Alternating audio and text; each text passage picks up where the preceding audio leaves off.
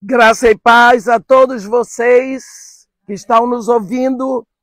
Nós estamos hoje praticamente começando a segunda viagem de Paulo, mas nós já viemos da terceira.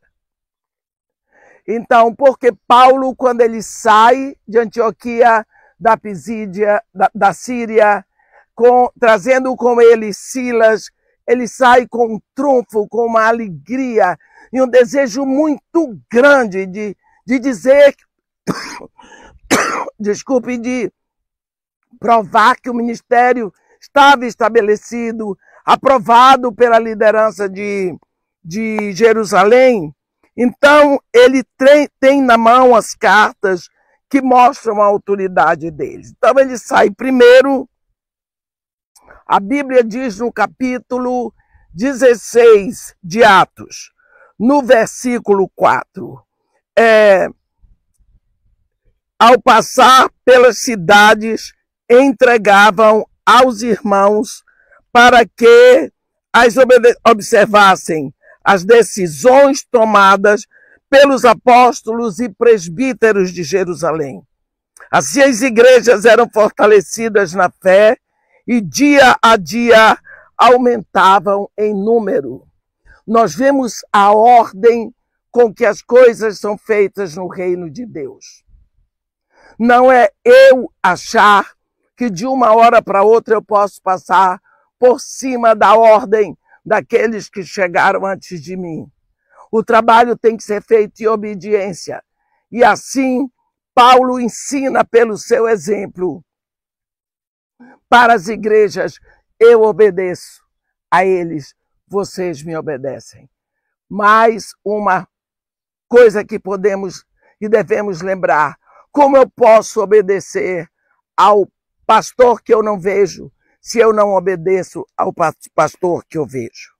Bem, então, aqui nós temos o momento que eles agora já passaram pelas cidades.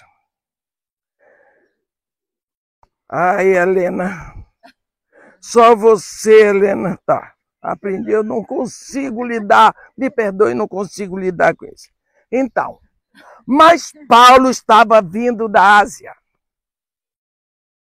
A cabeça dele, ele não pensava em outra direção. Ele, então, no coração dele, a direção dele era Ásia. Ele já visitou as igrejas que ele fundou antes, e agora vou tomar um território novo para o meu Senhor. Vou levar esta mensagem de glória, essa mensagem de esperança, essa mensagem de amor, esse evangelho eterno, tomar outra esfera para o meu Senhor Jesus. Vou para a Ásia. Não deu certo. Quantas vezes nós queremos oferecer a Deus algo que Ele não está querendo? Que somos nós que queremos. Quantas vezes nós queremos oferecer na hora errada? Não era a hora. A Bíblia diz: e percorrendo a região frígio-gálata, tendo sido impedidos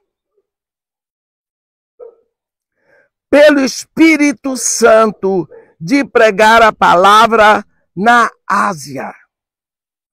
Defrontando Mísia, tentavam ir para a Bitínia, mas o Espírito de Jesus Cristo não o permitiu. E tendo contornado Mísia, desceram a Troade, aqui em Troade.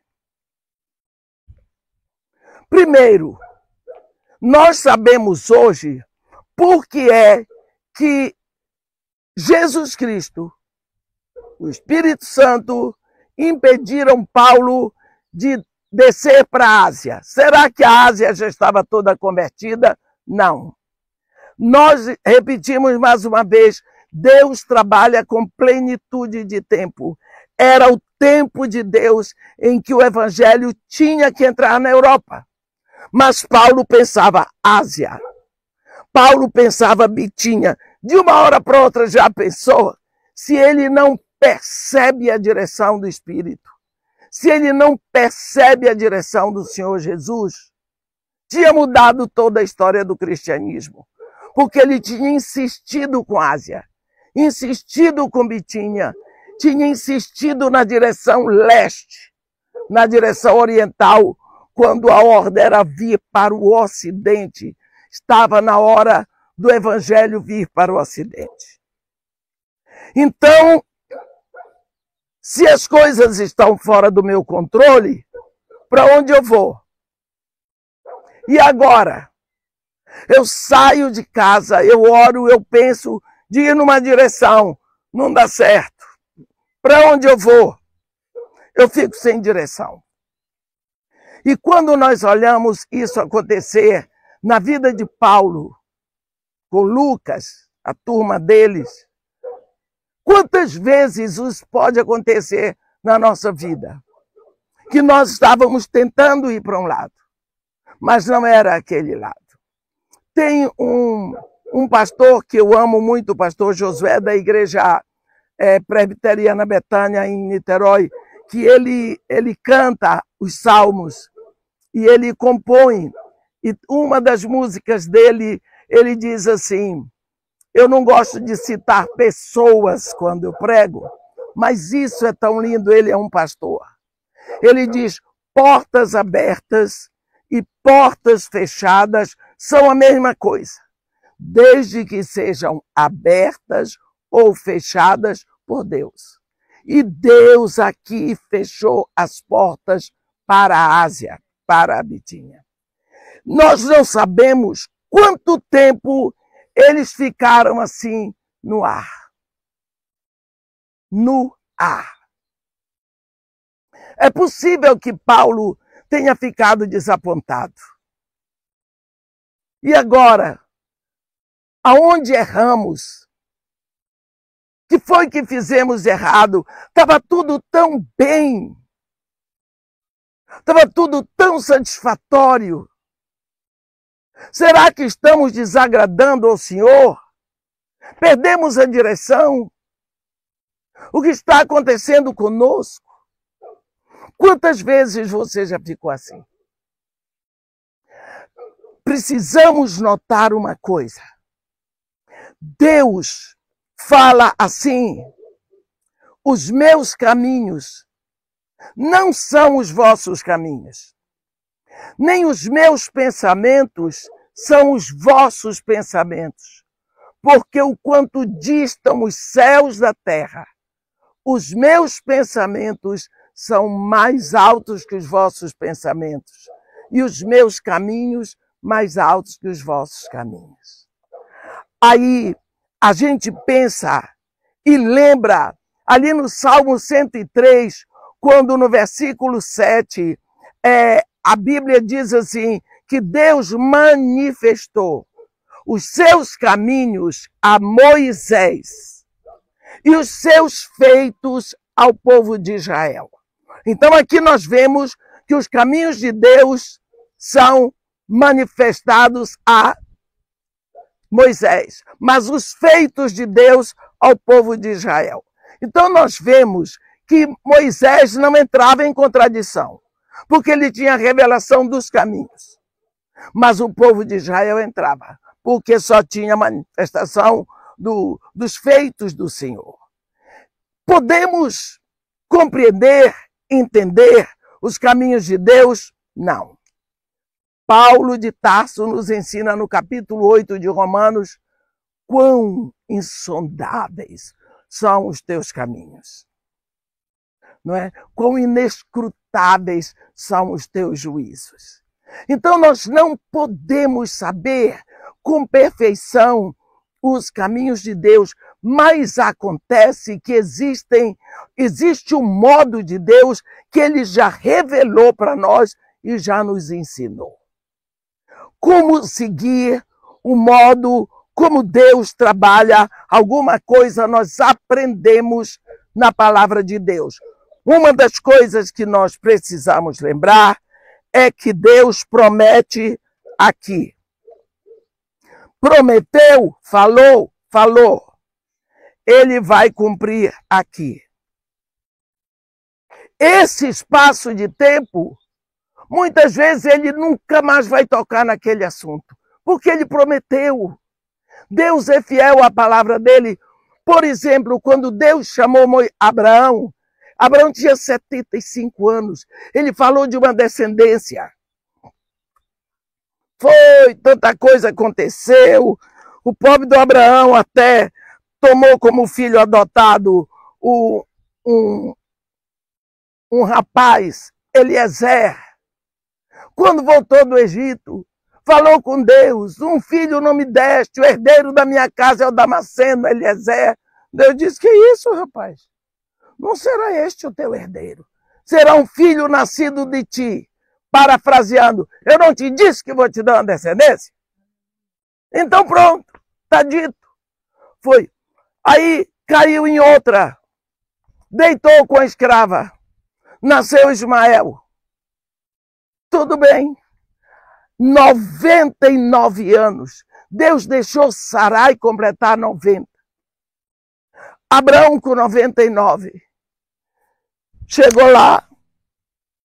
Diz assim: Abraão, de hoje um ano eu voltarei a ti, Sara, tua mulher, terá tido um filho.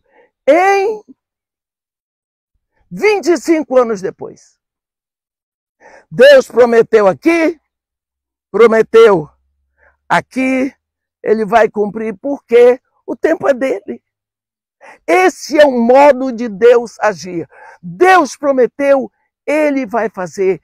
Ele está incumbido das coisas. Deus não esquece aquilo que ele começou. A Bíblia diz: aquele que em vós começou a boa obra há de completá-la para a vinda de Cristo Jesus. E quando nós vemos essa turma aqui, no meio do mar, e agora? Como é que é? Nós queríamos ir para a Ásia, mas não é a Ásia. Para a Bitínia, mas não é a Bitínia. E para onde que é? Ninguém sabe. Pense você, no ministério desse quilate, sem saber por onde começar, que direção tomar. Mas o Espírito Santo ainda está no comando. E quantas vezes você acha que isso não pode acontecer com você? Aí, para impressionar os outros, você começa a inventar coisas, eventos daqui, eventos dali, e tantos ventos na igreja para movimentar o povo, para não deixar cadeiras vazias, quando não é aquilo mesmo que Deus está querendo. Quantas pessoas têm enfrentado viagens para a Coreia? Porque na Coreia as igrejas crescem, o povo ora, vão para a Coreia, veem tudo, voltam, a igreja continua no mesmo lugar. Porque a igreja da Coreia é a igreja na Coreia. A igreja no Brasil é a igreja no Brasil. Então, esses homens ficaram ali, talvez desapontados.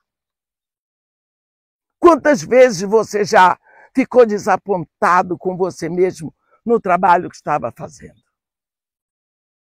É difícil. É tão difícil. É o momento em que nós somos alvejados por todo tipo de setas de dúvidas, setas até de incredulidade. Será que eu sou mesmo convertida ou oferecida? Ou será que esse ministério não é para mim, eu é que gosto, que quero fazer? Vem dúvidas. Se você pensar na vida de José, filho de Jacó, tudo que aquele rapaz passou, os irmãos dele não passaram. E quantas vezes na prisão do Egito, ou mesmo lá na casa de Potifar, ou no mercado de escravos exposto para ser vendido, ele pensava: não, aquele sonho não foi de Deus. Porque meus irmãos estão lá com meu pai, com a família. Eu estou aqui sozinho, numa terra estranha, numa língua estranha. Só eu? Por que só eu? Então sou eu que estou errado. Quantas vezes aquele rapaz foi alvejado por dores. Mas Deus estava no comando. Deus estava levando José primeiro para uma escola, para vida rica, na casa do general, do oficial de Faraó, depois para o baixo nível, lá para a prisão, para ele conhecer a sociedade do Egito. Até o dia que Deus mesmo bateu o sinete para ele ir para Faraó. Saiu de lá como o segundo homem mais importante do Egito. Nenhum dos irmãos dele ocupou este lugar. Então nós sabemos que Deus tem um comando das coisas. Nós só precisamos crer que Deus está sempre ao nosso lado como poderoso guerreiro. Então aqui temos Paulo. À noite, Paulo teve uma visão. A visão faz parte do ministério profético. No ministério profético nós temos visão aberta, visão fechada, temos em língua, em sonhos, em êxtase. O ministério profético é muito amplo. Paulo teve uma visão e não se sabe se foi uma visão fechada ou uma visão aberta. Uma visão aberta, nós dizemos, quando você olha com os olhos abertos e vê a coisa. Outra é quando você fecha os olhos, você vê a cena toda, você abre os olhos, você não vê, você fecha os olhos, continua vendo. Né? Então, a Bíblia não diz. Como a Bíblia também não nos diz como foi que o Espírito Santo falou, não vai para Bitinha. Como a Bíblia também não nos explica como é que Jesus falou, não vai para a Ásia. O fato é que eles entenderam que não era para a Ásia, não era para Bitinha, ficaram ali.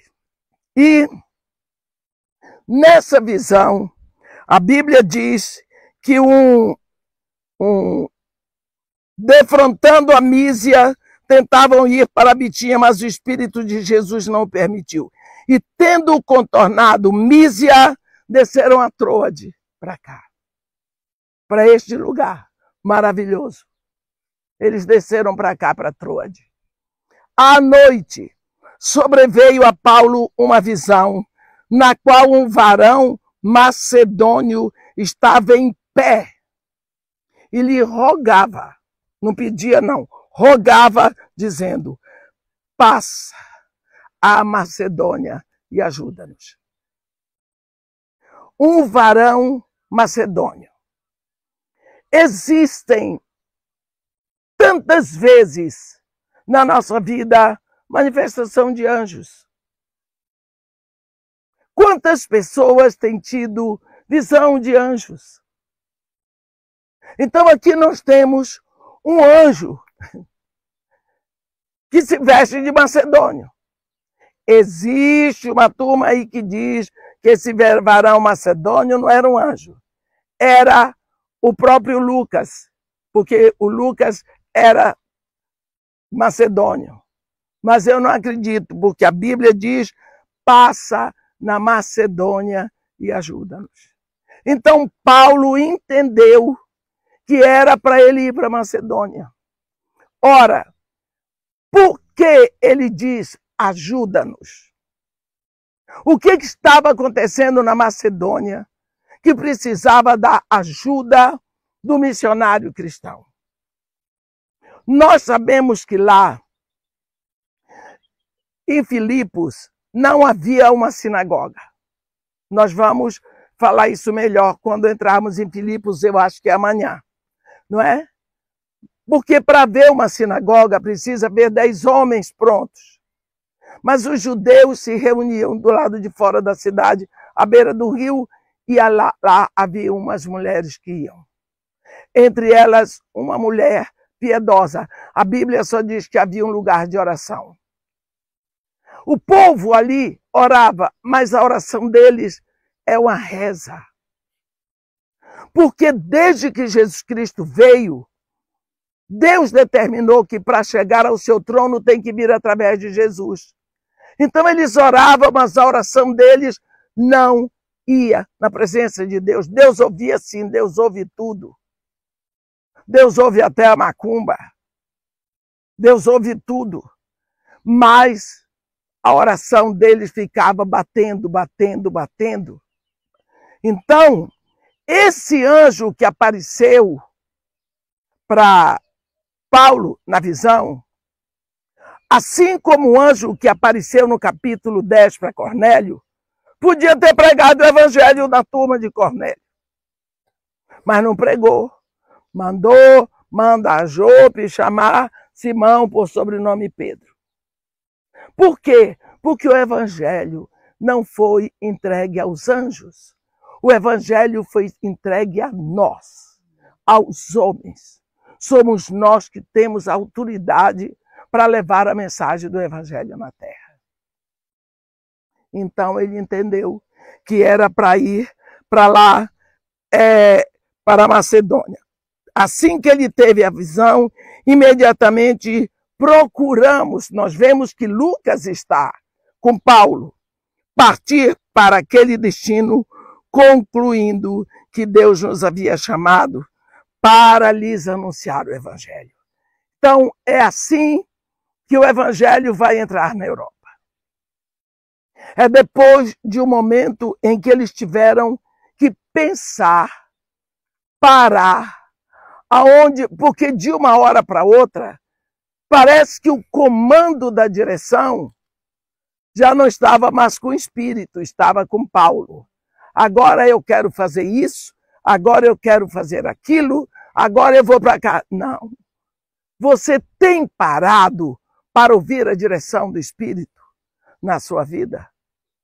Ou a sua vida ministerial se tornou uma rotina que você senta e coloca como se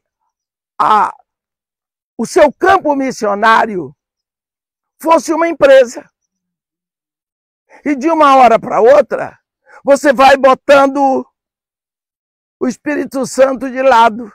Você vai abandonando. Você não precisa mais ouvir a voz do Espírito. Você não precisa mais gastar tempo com Deus e a sua palavra. Você não precisa mais buscar a orientação do Espírito Santo, porque você já sabe.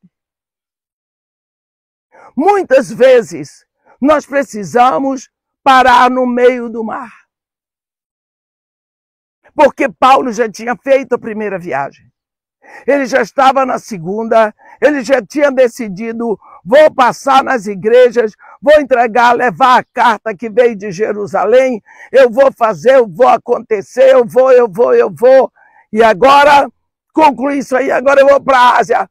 O Espírito Santo disse, negativo. Então eu vou para Bitínia, o Espírito de Jesus Cristo, negativo. Então eu tenho que esperar a direção. Quanto tempo você tem gasto para receber de Deus a direção para o seu trabalho? Você não é um operário. Você é servo. Serviço é atuação de servo. Trabalho é operação de operário. Você precisa saber que você tem um Senhor. É Ele que manda, é Ele que dirige, é Ele que ordena. É a Ele que você tem que ouvir, mas você não para. Você não dá a Ele o direito de dizer, vou, é para ir, não é para ir. Você chega tudo pronto para Ele dizer aqui, é assim que vou fazer, porque assim. Não, Ele diz eu não tenho que seguir os seus planos ou abençoar os seus planos, porque eu tenho plano para você, onde estão todas as minhas bênçãos. Quanto tempo você tem gasto, meu irmão? No meio desse mar bravio que você vai, no meio desse mundo agitado, quanto tempo você tem gasto para ouvir, para ter a visão da direção que você tem que ir? Paulo e a sua turma ficaram no meio do mar, nas ondas. E agora? Logicamente que eles foram orar. Eles foram buscar de Deus, era necessário. Ele teve a visão e ele teve, então, olha o que a Bíblia diz. Teve uma visão do varão macedônico e assim que teve a visão, imediatamente procuramos partir para aquele destino, concluindo pela visão que Deus nos havia chamado para lhes anunciar o evangelho ali. Então, eles concluíram que aquele chamado daquele varão macedônio era um chamado de Deus para ir ali e anunciar o evangelho. Então, é assim, depois desse tempo de frustração do plano de Paulo, dos missionários, de esse momento de dor que eles tiveram, ficaram desapontados que eles tiveram a direção certa para que o evangelho pudesse entrar na Europa. E aqui onde nós estamos é o lugar onde eles entram. Aqui em Troade, nós vamos ver que eles vão ficar. Já Troade é o lugar onde teve a ceia de despedida dele com a igreja de Troade. Nós falamos disso ontem, onde aquele menino Eutico caiu da janela do 3º andar, mas isso já é no retorno da viagem. Aqui é na hora que o evangelho vai entrando na Europa. Então, quando nós saímos daqui de Troade, nós vamos saindo nos passos do apóstolo Paulo para Filipos. E nós vamos, então, passar em Neápolis, não é? Que era o porto. Assim nós vemos que Troade é um lugar muito especial para nós. É um momento nas nossas vidas em que nós precisamos parar para ouvir a direção de Deus. Isso não é só no ministério, na igreja, na nossa vida familiar, que vamos fazer com os nossos filhos.